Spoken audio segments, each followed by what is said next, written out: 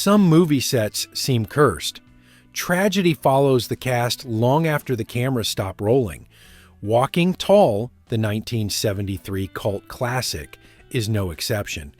Two of its key cast members met devastating ends, and even the real-life figure behind the film, Sheriff Buford Pusser, suffered a violent and mysterious death. But that's just the beginning of this eerie tale. Let's take a deep dive into the dark reality behind Walking Tall and the shocking fates of those involved. In 1973, Hollywood released Walking Tall, a low-budget yet brutally gripping action film based on the real-life story of Sheriff Buford Pusser of McNairy County, Tennessee. The movie starred Joe Don Baker as Pusser, Elizabeth Hartman as his wife Pauline, Leif Garrett as his son Mike, and Don Lynn as his daughter Dewana. The supporting cast included Noah Beery Jr. as Buford's father and Brenda Benny as Luann Paxton, a woman who plays both sides of the law. Interestingly, Red West, a close friend of Elvis Presley, played Sheriff Tanner, adding to the film's fascinating connections. The film follows Pusser's battle against corruption, illegal gambling, and organized crime, particularly the State Line Mob and the Dixie Mafia. Armed with nothing but a big wooden club and an unbreakable spirit, Buford fights back against criminals who nearly destroy his life. The movie was a surprise hit, earning over $40 million against a budget of just $500,000. It struck a nerve with audiences who craved justice in a world where crime often went unpunished. But while Walking Tall gave audiences a hero to root for, the real story behind the film was far darker than anything Hollywood could dream up. Buford's real-life story is one of heroism, revenge, and tragedy. Standing 6 feet 6 inches tall, Buford was a former football star and professional wrestler known as Buford the Bull.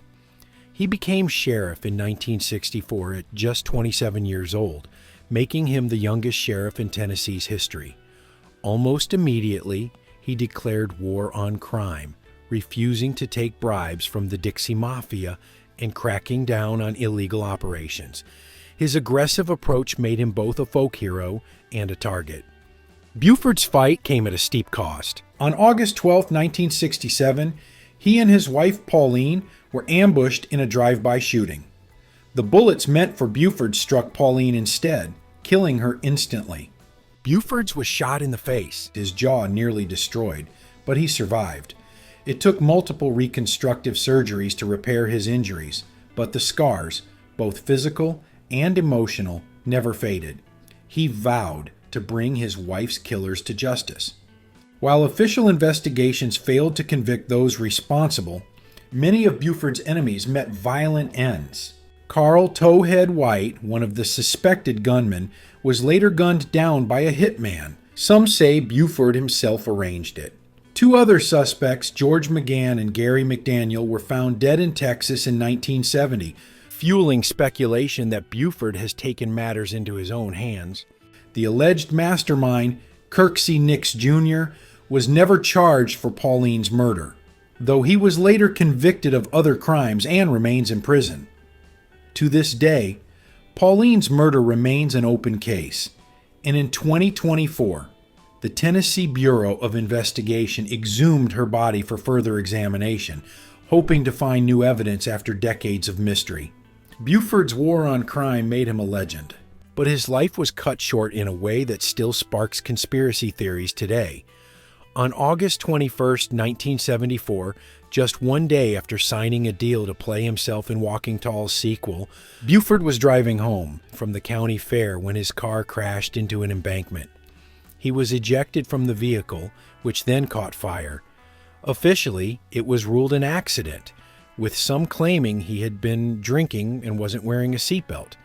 But his daughter, Dewana, always suspected foul play. Given how many enemies Buford has made, it's not hard to believe his death may have been orchestrated. Buford's Corvette had been recently modified, and rumors spread that his steering mechanism had been tampered with. Some even speculated that members of the Dixie Mafia had a hand in his untimely death, ensuring he would never testify or seek revenge again.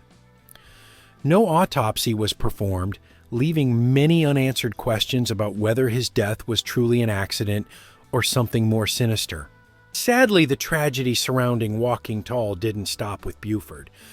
Two actresses from the film met heartbreaking ends. Elizabeth Hartman, who played Pauline, was a talented actress but struggled with depression. Despite being an Academy Award nominee, she felt inadequate and withdrew from Hollywood.